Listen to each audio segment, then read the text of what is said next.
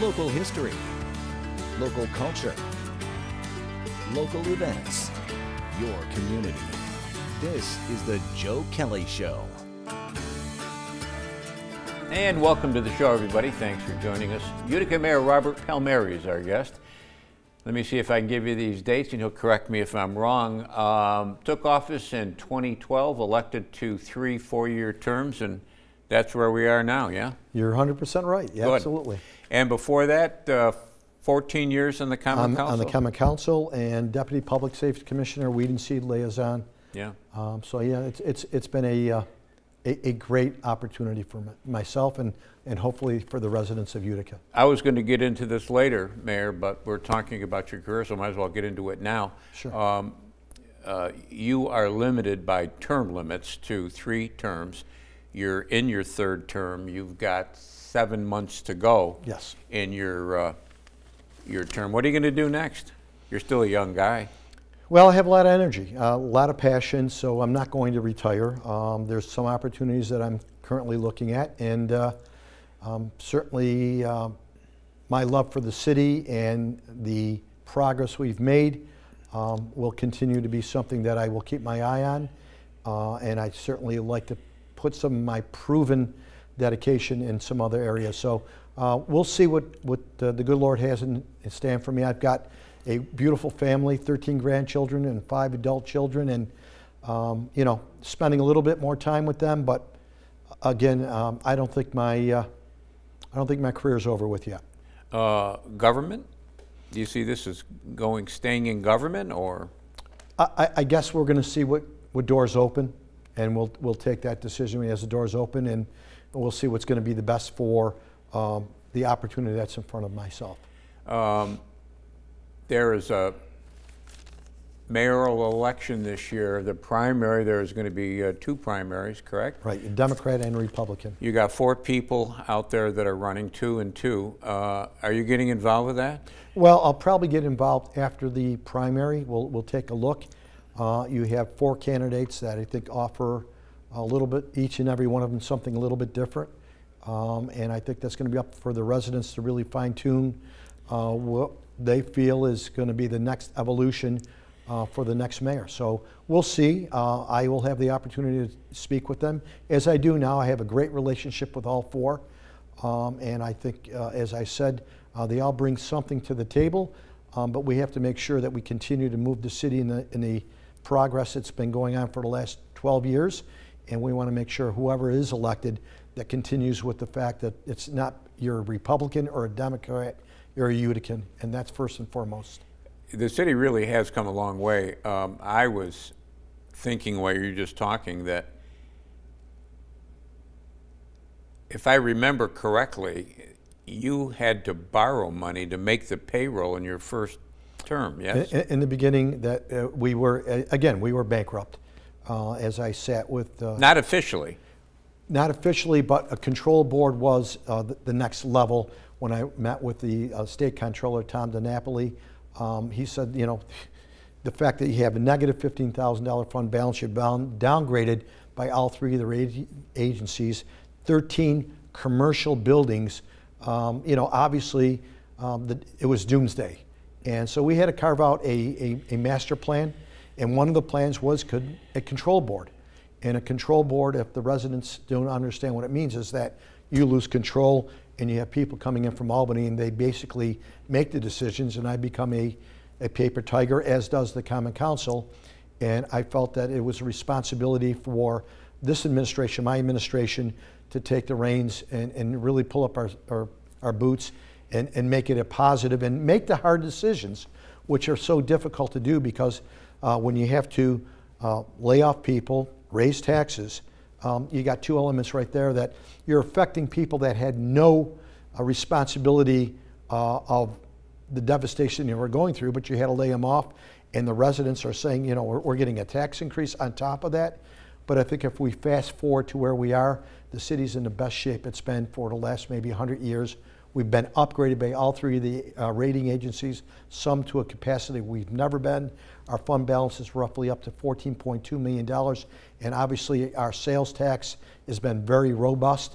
We're exceeding what we actually put into the budget. So things are very, very good. You just want to make sure everything that's going on in the city, that momentum continues to go on for the next decade. I'm just curious, I don't want to hang on to those past years, but what did Comptroller Napoli advise you to do? Did he give you some advice? Did he say? The advice, he just said that, politically, you don't have to take on the responsibility. Unfortunately, if you want a control board, you could say you had nothing to do with that, but I don't think that was fair for the residents of our city. I feel I'm a leader. I make hard decisions. I lead by example. I raise my family that way. Sometimes there's things you can't afford, you just don't do. And I think that when we sat with Pete Ferrarillo, our budget director, and our department heads, we crafted a plan, and I think our plan has worked extremely, extremely well. It's amazing that at this point they use the city of Utica as an example of what can be done when you make those hard decisions. And as we stand right now, we're the second fastest growing city in New York State, only being surpassed by Buffalo. And quite frankly, I think that says an awful lot for our residents. I think it says a lot about a common council and about our administration. And when you say fastest growing, except for Buffalo, are we talking population-wise, or what? Well, the population, if we look at the population, the last census, we were only one of the 3 cities in New York State that actually grew their population. We grew by a little close to about 6,000 people, where everybody else was unfortunately being reduced. Oneida County, unfortunately, was reduced, but the city of Utica, we gained. A lot of that is, our refugees that are coming in here that have been like the backbone of the city of our growth, the Bosnians, the Russians, the Burmese. We could go on and on. It looks like 100 years ago when the Italians, the Polish, the Germans, the Irish came to the city, cultivated and really grew the city. We have that next evolution, and I think that makes us a warm and giving community. And people, our selling point of our city is our residents. People feel very comfortable coming to our city. We've only got a minute left in this segment, but back in the days when that first revolution of people happened, Polish went to West Utica, other people, Italians went to the east side. Is that holding true with the people that are coming into Utica now? Well, a lot on the east side was a lot of the Bosnians that came in.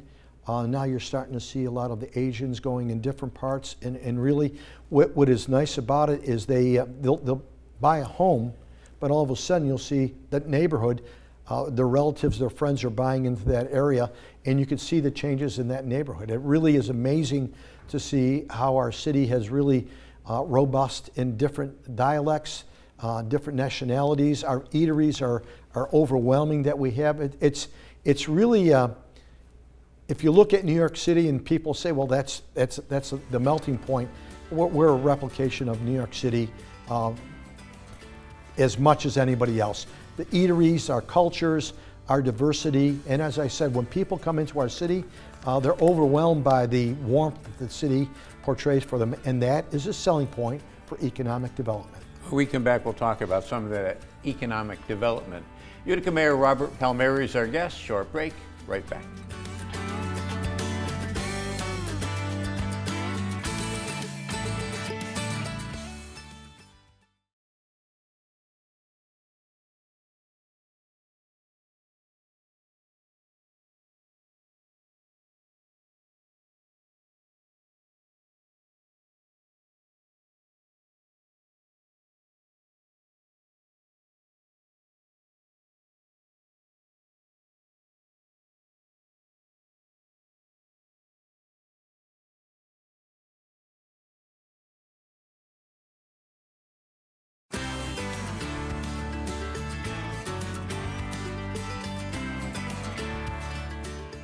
And welcome back, everybody. Thanks for sticking with us. Utica Mayor Robert Palmieri is our guest. We're talking Utica, as you would guess. Utica Harbor Point. I can remember, I've been doing this show for 25 years. I can remember talking to X number of mayors. I'd have to count them up here. Harbor Point. Well, it never happened. Well, it's happening now, yes? Well, and I have to give some of the credit to the previous mayors, is the fact that it didn't go as rapidly as they may want. It's not because they didn't put the energy into it. It was just because of the environmentals, and it took so long. So a lot of their lay work we're starting to see the payoff of it. And yeah, as we see right now, how many people didn't even know where Harbor Point was until the buildings came down? They're starting to see obviously the motivation of some greenery going in through there. We just passed last press conference last week, roughly $2.5 million going in for the promenade, which it's beautification, the concrete work, Talk about what the promenade is going to be and where it's going to be. So if you're looking at the harbor itself as it comes in there, that's going to be a showcase. That's going to be all re-landscaped. That will have the fencing around it, a little bridge on top to go to one side to the other, a boat launch so you'll be able to put your kayaks, canoes in, and so forth to utilize it. It's a beautification of that area, so now it could start being utilized as we start, looking for the potential of the 1913 building, which is the old building on the right, historic building, and then the 1933 building, which is under Mohawk Valley Gardens, which will be repurposed for Aquavino down the road. Construction hopefully will start by the end of the summer. So you're going to start seeing a lot of activity in there, and that side of it is the left side will be where you'll have your fields, your softball fields, your soccer fields, and then you'll have a linkage down the road of a pedestrian bridge from Whitesville Street over into the harbor, where you'll start utilizing the Nexus Center, the Odd, and it'll all be meshing into one area for outdoor activities.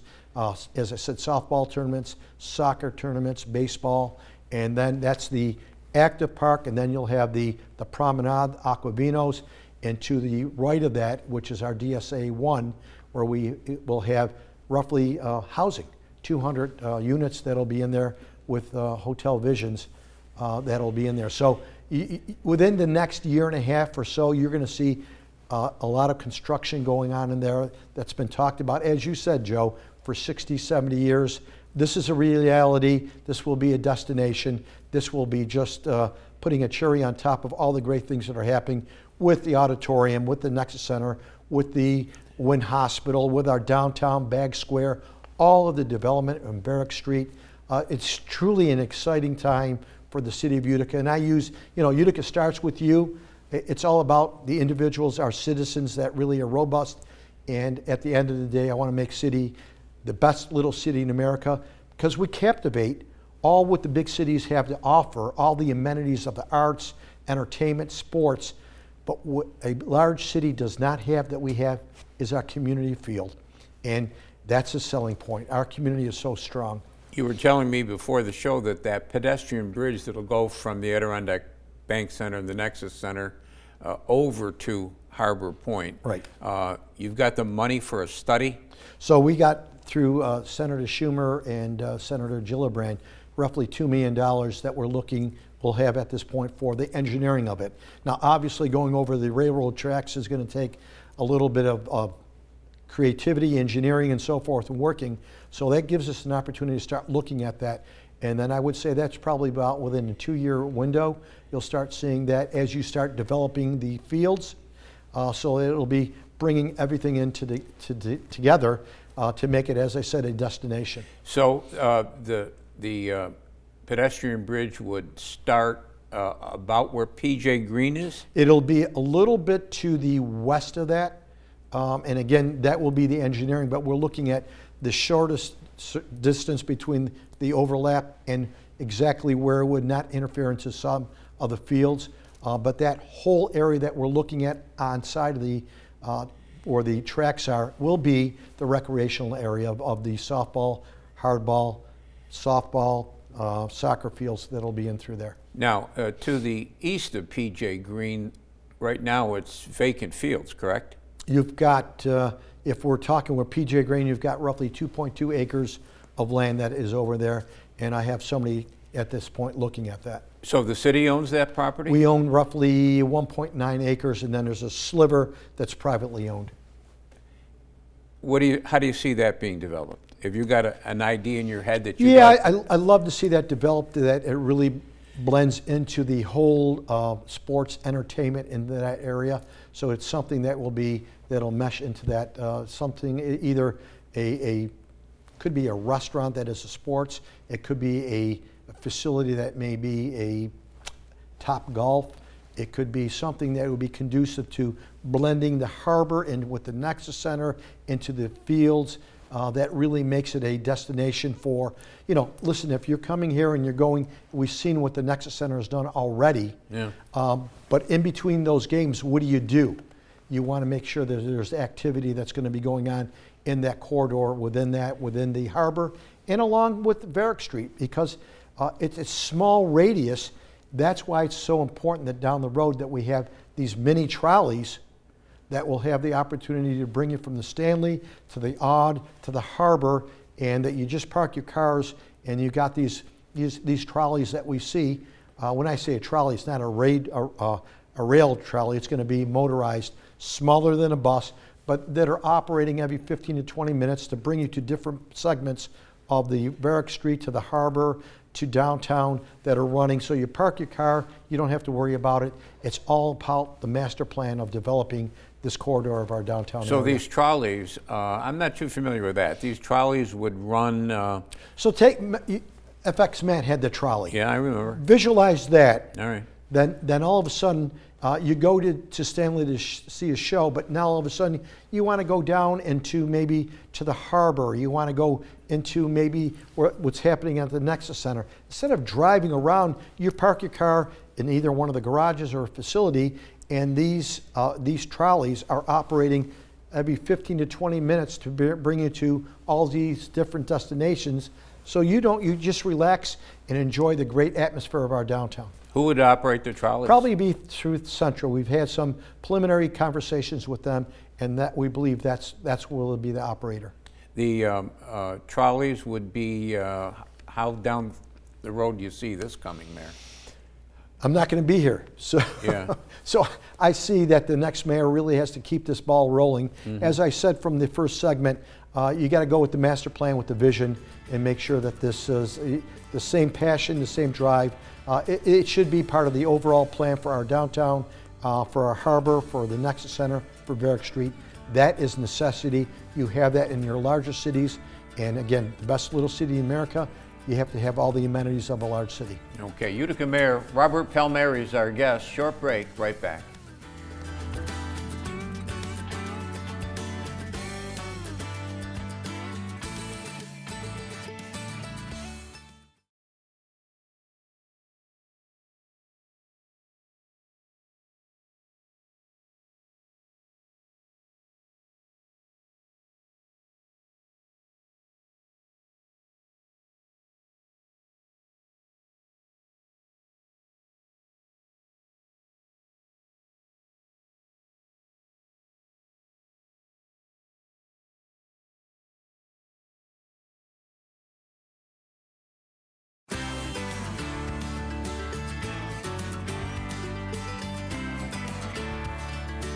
And welcome back, everybody. Thanks for sticking with us. Utica Mayor Robert Palmieri is our guest. We're talking Utica. Downtown Utica, I don't remember, well, I can remember because I'm old, but I can remember when downtown Utica was a bustling place. Utica on Monday night, the Boston store, all those shops.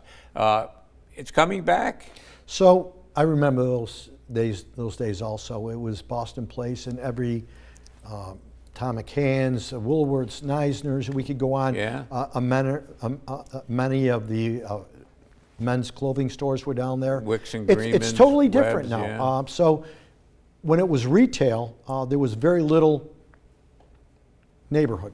It closed up at 8 o'clock or whatever it may be, and that was, downtown now is another part of a city where you can live. You have the walkability, so you're seeing a lot of these loft apartments being reinvested into. So our downtown is a neighborhood now, whereas before it was retail. And when you have people walking, then that brings in your little cafes, your little eateries, your gift shops, whatever it may be. So that's all coming back. Then you bring into the hospital, which you're going to have roughly 2,000 to 3,000 people coming in and out of this point. Downtown is repurposed totally as a neighborhood. People want to live here, want to walk here.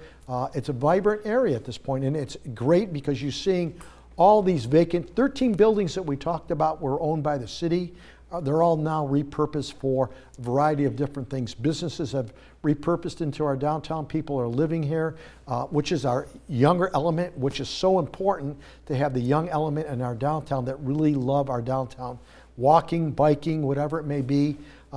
Renovations of Chancellor Park, so they have a place to go. It's just an exciting time for the city. You know, the mill buildings that stood there for years have proven to be, number one, they were built well, and number two, they've proven to be a big asset. Well, again, if you look at all of our older buildings that we have, the architectural, and I think I spoke about that when you had your telethon, you can't recaptivate the beauty of some of our architectural and historic buildings. And the developers see that. And the people are living there and like that type of a look. And we have a plethora of that beautiful look and architectural, and our developers are investing and they're getting return on their investments. I was kind of surprised. In fact, I think I brought this up to you once, that the loft apartment concept, I wasn't surprised that it was popular, but I was surprised that people kept building loft apartments and they still seem to be. Well, you take a look at it, you have some of the younger population that doesn't want the responsibility of cutting the grass. They want to be able to go in whenever they want. And then you have the seniors who are saying, you know what, I've done it long enough. I want something that I could, it's right, it's accessible, I get in, I get out. Some are snowbirds and they go back into Florida, back into, you know, the winter months. They come back here, they have a loft that's taken care of. They don't have nothing to worry about. You could walk to get something to eat. So it's really the accessibility of a loft makes much more sense to a lot of different people, and we're starting to see that at this point.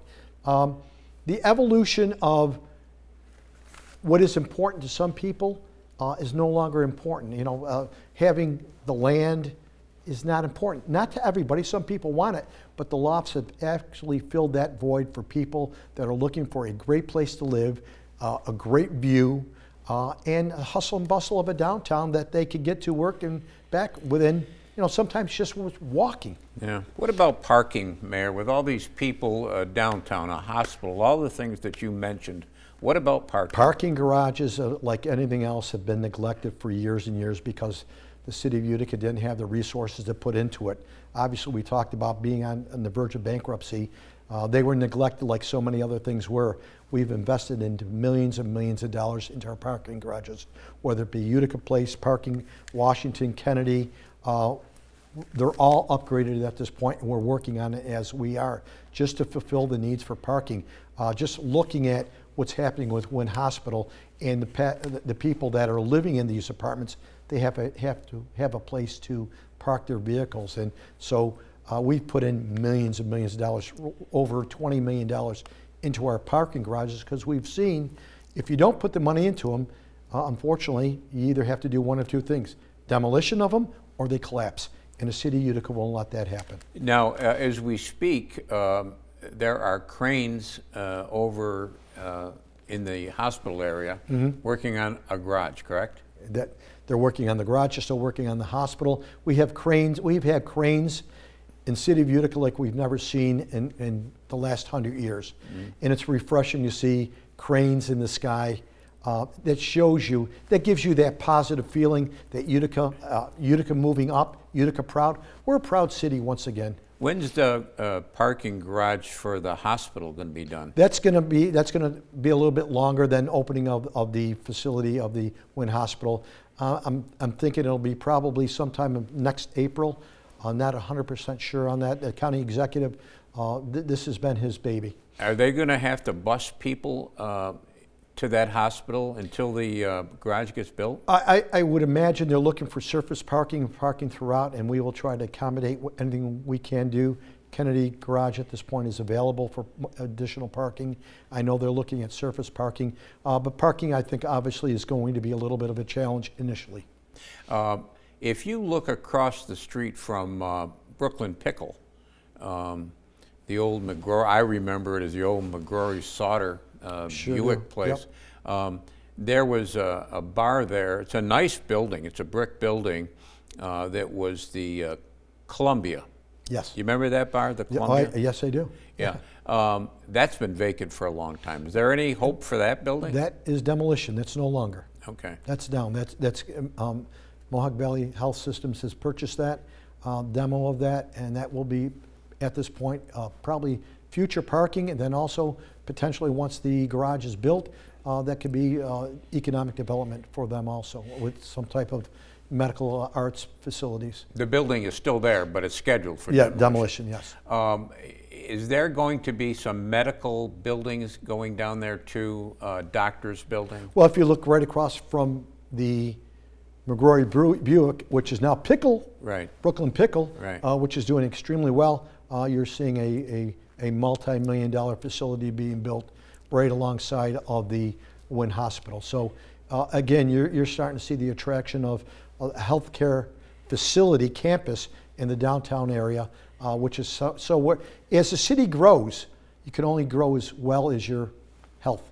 And the health systems is, quite frankly, is going to be the top notch in this area. We've only got 30 seconds, but what do you think is going to happen with St. Luke's and St. Elizabeth's? So St. Elizabeth's, we've got a working relationship with MVHS and EDGE. We have summoned an RFP, which is a request for proposal. We want to make sure that we understand exactly the environmental needs, so when you do have a contractor, developer looking at it, we have what could go in there, what the cost is going to be. We have shared that cost. We've partnered with MVHS to come up with that. We'll be releasing who we think the architects and engineering firms are going to be. All right. Well, we're going to have you back sooner rather than I'd later. love to. Because I've got a lot of other questions for you. So anyway, thanks for coming in. My Appreciate pleasure. it. Thanks, That's Joe. going to do it for us this week. We'll be back next week. Don't forget CNYhomepage.com. There's lots of good stuff there. Until next time, take care of yourself, everybody.